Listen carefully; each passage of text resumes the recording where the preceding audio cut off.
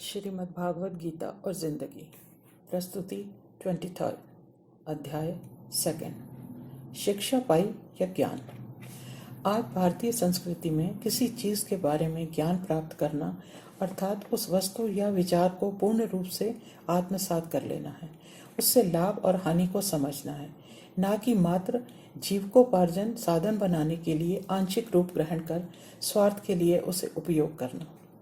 पूर्व काल में जब गुरुकुलों की संस्थापना हुई थी तो वहां शिक्षा प्राप्त करने वाले प्रत्येक स्नातक को विषय विशेष के साथ साथ मानवता की भी शिक्षा दी जाती थी, जिससे समाज और देश का भी उत्थान हो सके और समाज में परिवार में सभी लोग मिलजुल कर रह सकें। ऐसे स्नातक जब शिक्षा पूर्ण कर समाज में प्रवेश करते थे तो वो भौतिक ज्ञान के साथ साथ व्यवहारिक ज्ञान भी समाज को देकर समाज और देश का भला करते थे। After their scholastic or professional training, therefore, they walked into the world knowing perfectly well where to place themselves in the scheme of things in life. They were not hoodwinked by life, nor did they expect life to be a mysterious cave where infinite riches lie scattered waiting for them to claim it.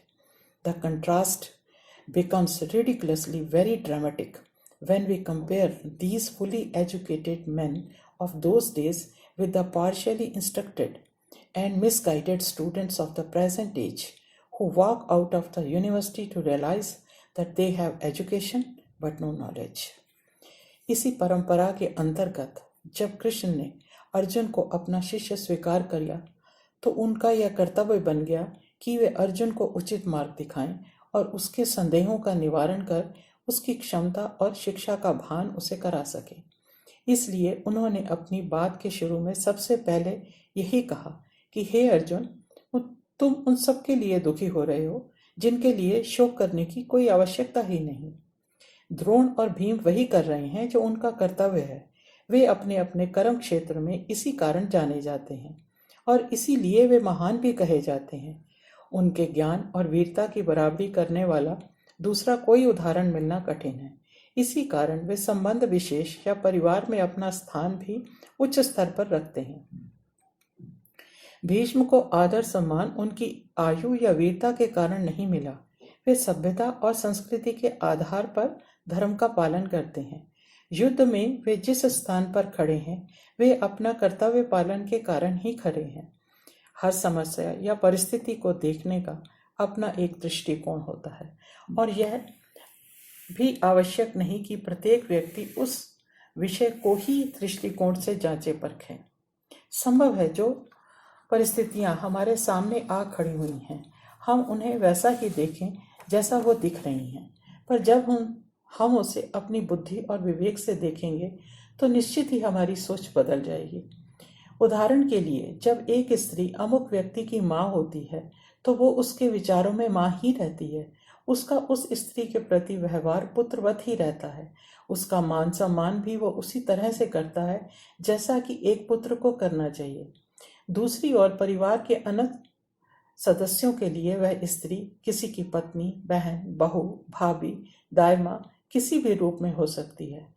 इन सब रिश्तों का निर्वाह वह एक ही घर में रहकर एक ही परिवार के सदस्यों के साथ करती है। यह एक विवेकपूर्ण और धर्मानुकूल स्थिति है या इसे सामाजिक व्यवस्था भी कहा जा सकता है।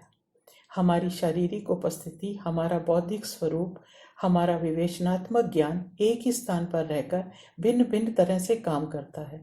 इसलिए हमारे विचारों में प्रत्येक परिस्थिति के अंतर्गत उचित अनुचित का ज्ञान होना आवश्यक है। कभी कभी हालात संस्कारों के विपरीत आ खड़े होते हैं। ऐसे में ज्ञान का संज्ञाहीन होना कोई बड़ी बात नहीं, यह स्वाभाविक प्रतिक्रिया है। और यदि ऐसे में कोई सही निर्णय लेने योग्य ना हो तो उसे किसी योग्य व्यक्ति से परामर्श करना चाहिए, जैसा कि अर्जुन ने किया। उस समय कुरुक्षेत्र में जो सबसे अधिक शांत चित्त थे तो वे थे कृष्ण। बाकी सब योद्धा युद्ध के लिए अधीर थे। संशय में तो केवल अर्जुन ही था और वो ही पांडवों का सेनापति था। इसलिए अर्जुन ने श्री कृष्ण की शरण ली।